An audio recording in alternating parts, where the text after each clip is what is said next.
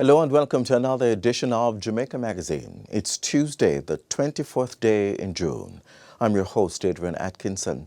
Coming up, we explore how the government is creating an inclusive society where no one is left behind. We'll have all that and more, so stay with us. Nutritious food, succulent dishes, superior workmanship, and excellent service. Jamaica is on the go. Let's grow what we eat and eat what we grow. Let's harness the indomitable spirit of our most valued resource, our people. Let's support our local businesses. After all, buying Jamaican means building Jamaica. Original.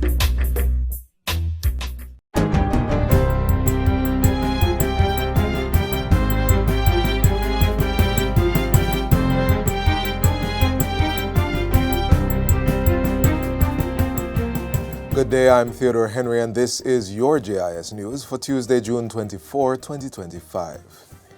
Phase 1 of the GARMEX Free Zone Redevelopment and Expansion project has generated over $340 million in rental income from businesses that occupy spaces in just over 2 years of operation. A ceremony was held on Monday to mark the official opening and also to launch the development of Phases 2 and 3. The $1.1 billion investment was financed by the government and includes 31 units, comprising 3 warehouses, 6 mixed units, and 22 mini warehouses for MSMEs. The project also includes a major overhauling of the drainage system, improvements to the main entrance and security post, as well as the installation of state-of-the-art security technology. It was managed by the Factories Corporation of Jamaica, FCJ. As Minister of Economic Growth and Job Creation, Prime Minister Dr. Andrew Holness says this is another bold new chapter in the country's industrial journey.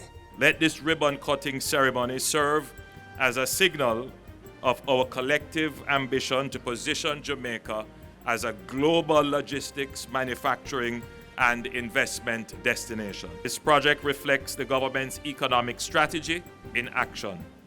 It embodies our commitment to catalyzing the productivity of our people and our determination to build a modern, competitive economy. To meet further demand for commercial space, the Prime Minister says approximately 500,000 square feet of land will be developed under Phases 2 and 3. It will include a multi-level warehouse building and a modern high-rise commercial complex, as well as areas to accommodate technology firms, among other things. I'm pleased to report that contracts have already been signed and work is well underway, with an initial investment of over $240 million. These 2 phases combined are projected to create up to 400 jobs in the construction phase and as many as 3,000 new permanent jobs across the campus over the next 5 years. The Senate on Friday approved amendments to 3 pieces of legislation which impose harsher penalties for murder, especially in cases involving the killing of children.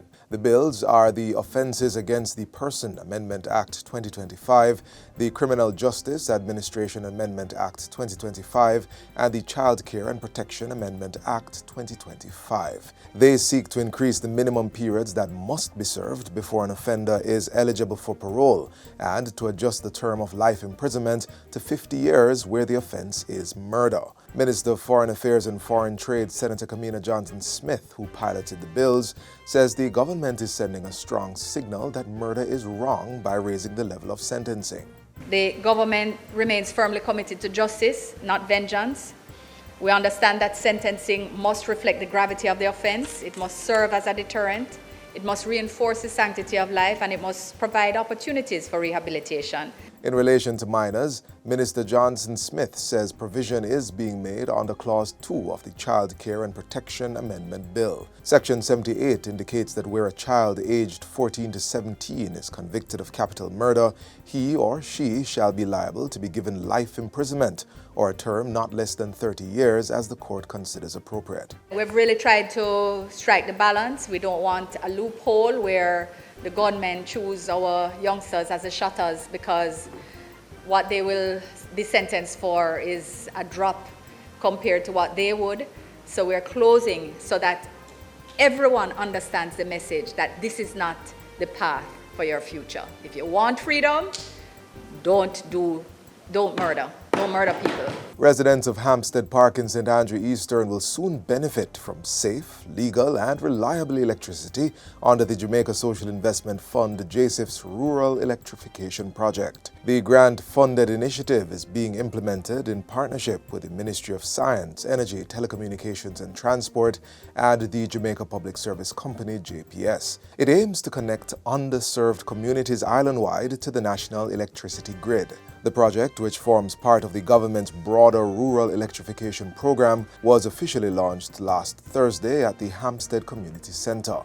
Energy Minister Darrell Vaz announced that more than 200 households were expected to benefit directly from the initiative. The project will support the upgrading of electrical infrastructure and provide internal house wiring for at least 200 households based on the assessed needs.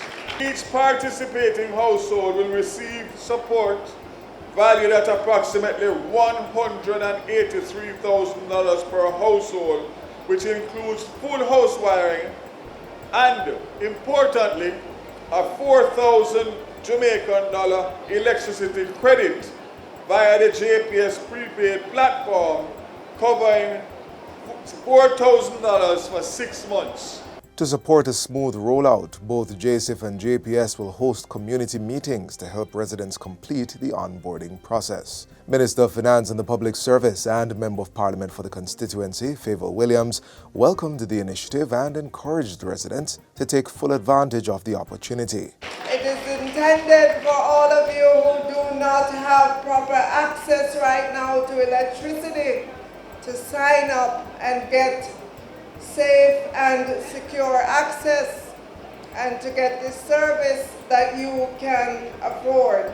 Once you get hooked up with a prepaid meter, you will be able to buy electricity in the same way, in the amount that you can afford, whether it be $500 worth, $1,000 worth. That's how you're going to be able to buy your electricity going forward. The government is taking a major step to support male victims of human trafficking with plans to establish Jamaica's first dedicated shelter for boys. This initiative is being spearheaded by the Ministries of National Security and Culture, Gender, Entertainment and Sport through the Bureau of Gender Affairs. Gender Minister Olivia Grange says the shelter will fill a long overdue gap in support services for males. We have shelters for women, and people always say, oh, you have shelters for the women and you do have shelters for the men.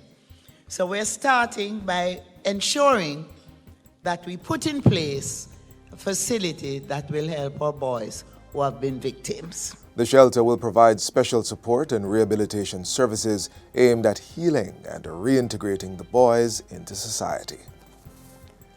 And finally, the Child Protection and Family Services Agency, CPFSA, has expanded the notification of Ananda alerts for missing children with the introduction of digital billboards island-wide. A partnership with Intelligent Media Limited and Visual Vibe was forged recently to support this strategic initiative, which seeks to widen the net in locating these children. This joint initiative marks a powerful new chapter in how we harness digital technology to protect our nation's children.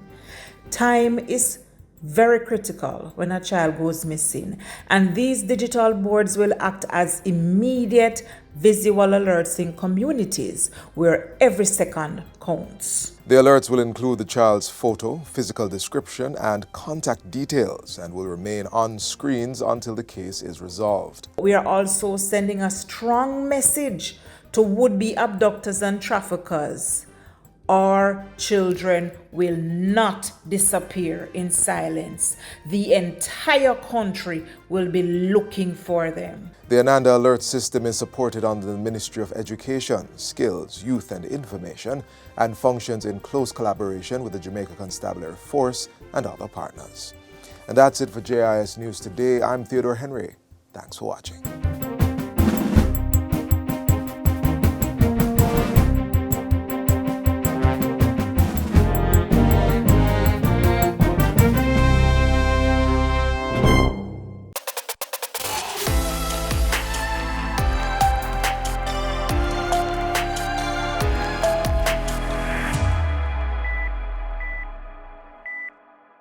As usual, we make our weekly Jamaica House visit to bring you highlights from the Prime Minister's work agenda over the past week.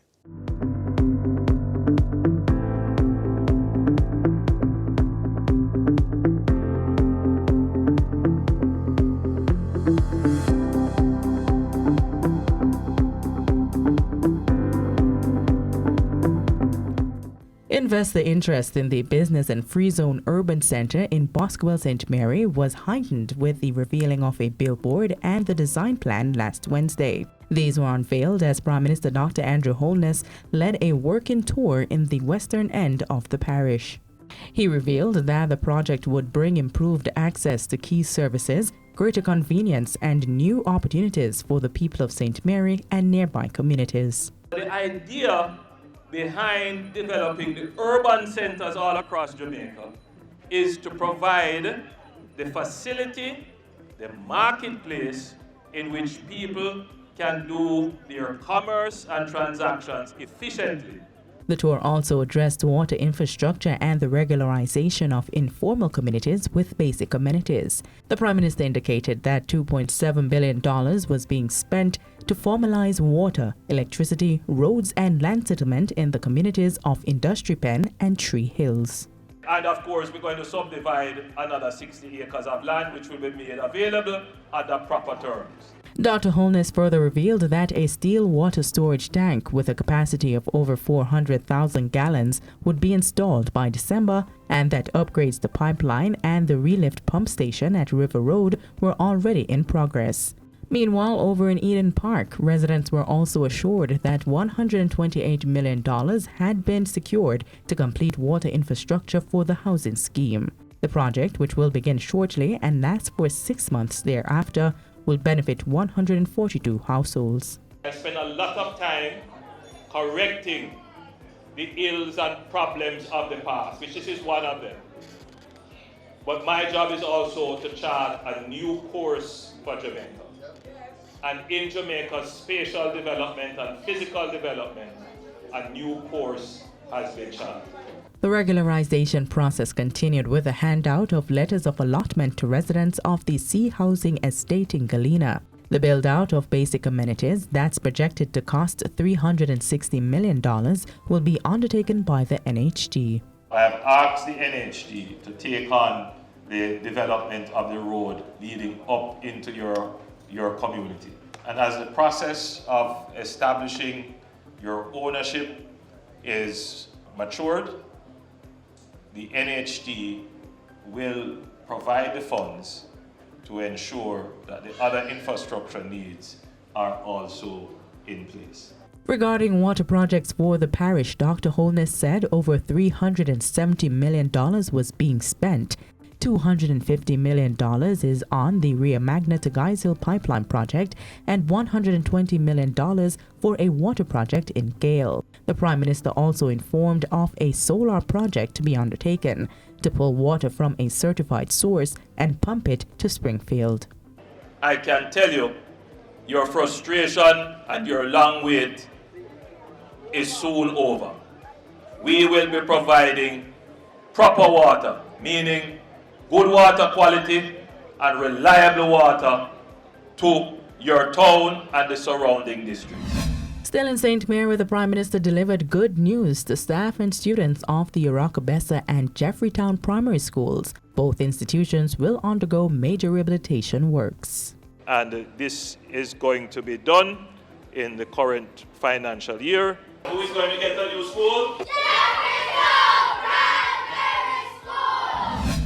As Housing Minister Dr. Holness broke ground for the Longville Meadows housing development in Clarendon, the NHD development will feature 2,064 one- and two-bedroom standalone units and 13 serviced lots.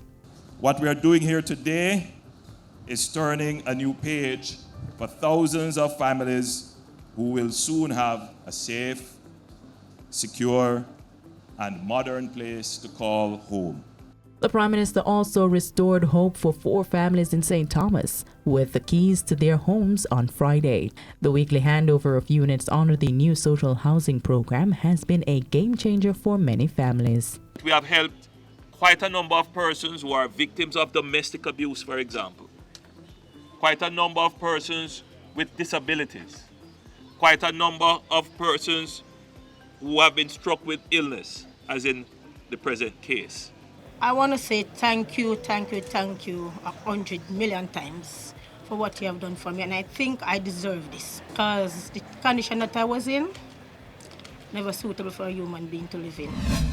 Back in Kingston, Prime Minister Dr. Andrew Holness encouraged young people seeking summer employment to appreciate the value of the experience, which is a transitioning bridge from school to the world of work. That experience, it is going to make you a better person, a more knowledgeable person, a more rounded person, a more prepared person, and it is going to give you the edge in the world of work over others who would not have the similar experience. Dr. Holness was speaking at the launch of the 2025 Youth Summer Employment Program, JSIF, where 10,000 young people will be engaged with the Ministry of Local Government and local authorities. Another 10,000 will be employed across all government ministries and the Heart NSTA Trust. Let there be light. Installation of new LED floodlights at Sabina Park by the government is now complete to facilitate night cricket and increased usage of the facility. 2 digital scoreboards, courtesy of the Government of India, will also be completed by the end of June. This is significant. This is close to, if not more than $1 million worth of investment in the grounds here. And this will ensure that we have a first-class cricket infrastructure. Closing out the week, Dr. Holness visited the JSIF Transformation Expo 2.0 at the National Arena. The Prime Minister reiterated major investments by the government in the police force to achieve the level of transformation on display. One thing is clear, that the JSIF has now fully internalized and mainstream technology. So what is clear is that there is a culture of embracing and utilizing technology. And that's it for Jamaica House Weekly. Be sure to join us next time for more of the news stories coming out of the office of the Prime Minister.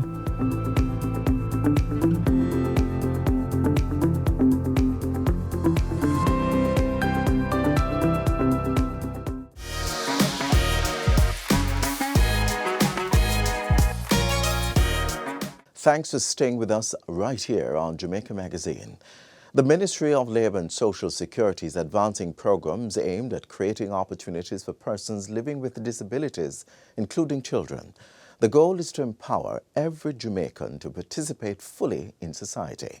Here's how the ministry is creating a spirit of inclusion.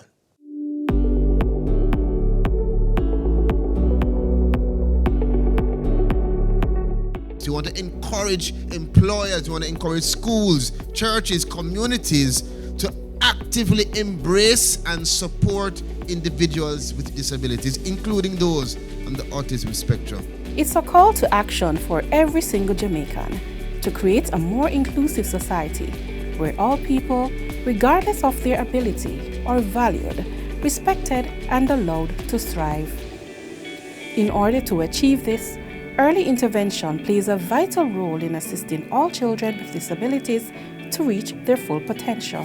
We need to be the ones to foster a culture of empowerment. You cannot sit down and wait on anybody for it to happen. You've got to stand up and become an advocate celebrating abilities, not limitations. One of the most effective tools in this movement is the Early Stimulation Program, ESP, run by the Ministry of Labour and Social Security.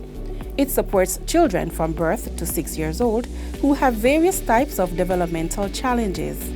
The work being done through the ESP is certainly invaluable, as it helps to lay the foundation for a lifetime of learning, growth, and inclusion. For our teachers and students from our teachers' colleges and other institutions, you also play a pivotal role in shaping the future of our children with varying special needs. But the need is growing, and the parents are still on the waiting list for support. So the Ministry of Labour and Social Security continues its work of expanding early intervention services to support children with special needs. Because as Jamaica becomes more economically stable, as we get the ability as government to take care of our own needs in Jamaica, we want, through this Ministry of Labour and Social Security, to be the teachers, the ones that create a society that is wise, that is bold, that is inclusive, and not just these buzzwords. We really need inclusivity, which means coming into the room and not sitting in the corner.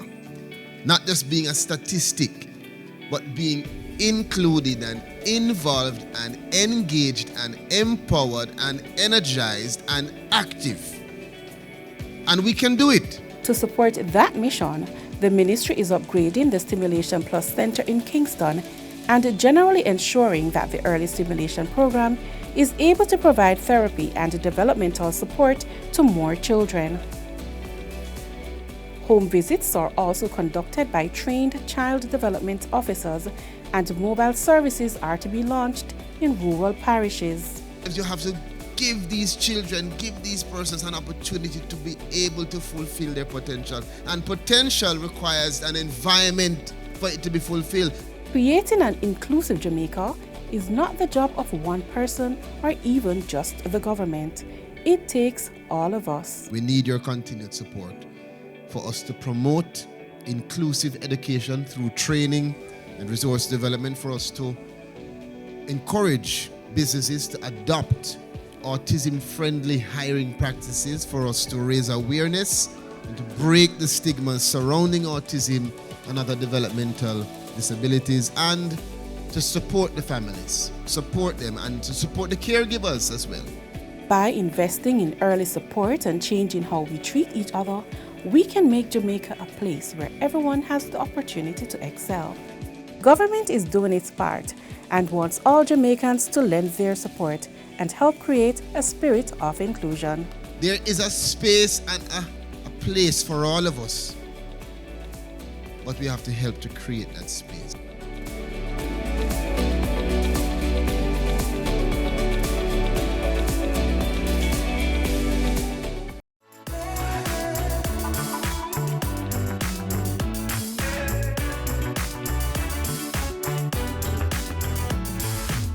The Jamaica banana industry has weathered significant challenges over the years, yet it remains resilient and strong.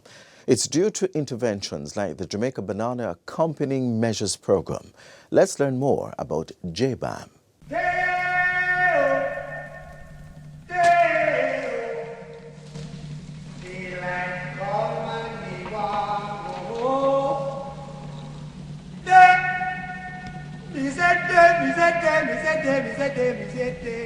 As early as the 1800s, Jamaica enjoyed a robust banana industry, and by 1866, the country began its export trade of the fruit.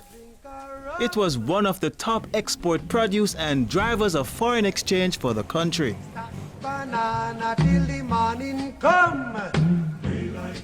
For years, the country and farmers alike enjoyed the success which saw up to 70,000 tons of banana being exported in 1993. But in the midst of this achievement were great challenges. The sector grappled with varying diseases and frequent storms and hurricanes like Gilbert in 1988 and Charlie in 1951. The banana industry also had to face trade liberalization, falling prices, and low competitiveness. This triggered a gradual decrease in export. The final blow to the banana industry and to the livelihoods of many farmers was the passing of Hurricane Dean and Tropical Storm Gustav in 2007 and 2008. During this time, export fell to its lowest level. Some 800 jobs were lost, with the closure of an estate in St. Thomas by a major stakeholder. Eventually in 2008, the export of bananas stopped.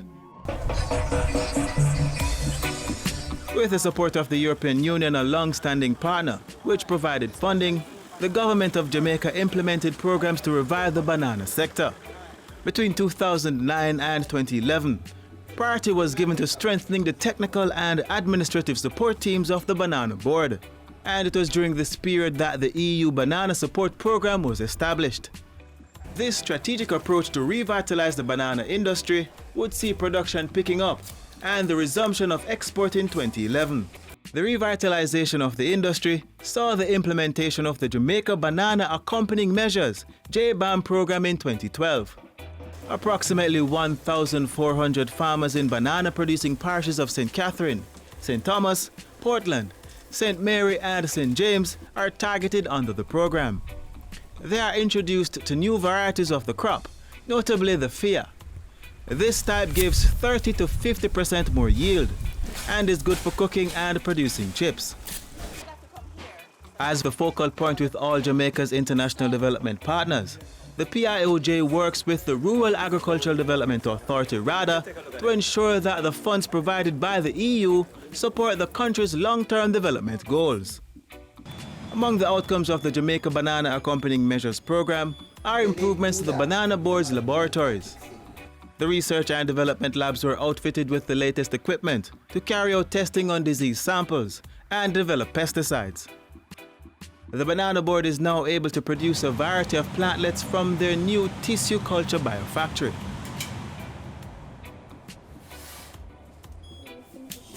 The projection is for the board to produce 120,000 tissue culture plantlets, that is to be supplied to participating farmers of the JBAM program per year. The calculated intervention by both the government of Jamaica and the European Union also allowed for the continued operations of the banana breeding station at Bodles in Old Harbour in St. Catherine. The Banana Board currently maintains over 150 varieties of disease-resistant banana plants. The impact of the JBAM program is far-reaching. Not only are the farmers empowered to produce, but they are able to employ workers, thus spreading the financial gains across rural communities. Another advantage to the farmers is that they get the opportunity to acquire the Global Good Agricultural Practices certification. With this international standard, they are able to trade in the export market. The certification exercise is administered under the sub-program of JBAM, called the Banana Export Expansion Program, BEEP.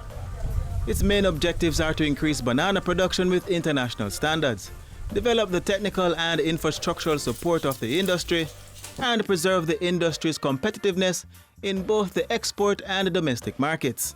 Well, the assistance that I have gotten is tremendous. We have a huge storeroom that we have compartmentalized to facilitate smooth operation and to prevent contamination and to make us more efficient. By ourselves, we would not have been able to. I've also received over $1.25 million in grant from this program, this BEEP program, and this grant was used as infrastructural development. My farm is now certified as an export farm, so I'm now able to export my own fruit to various overseas countries. The Banana Board has seen a steady increase in the export of banana and wants to take it further. Export markets currently include the Cayman Islands, Canada, the United States, and the United Kingdom.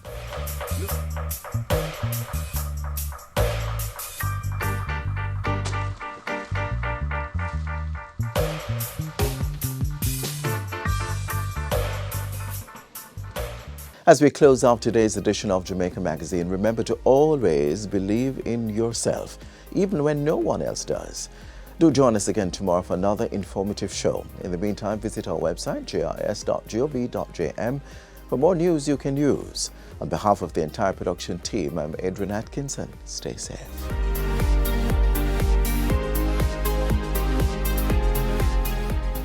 This has been a production of the Jamaica Information Service, the voice of Jamaica.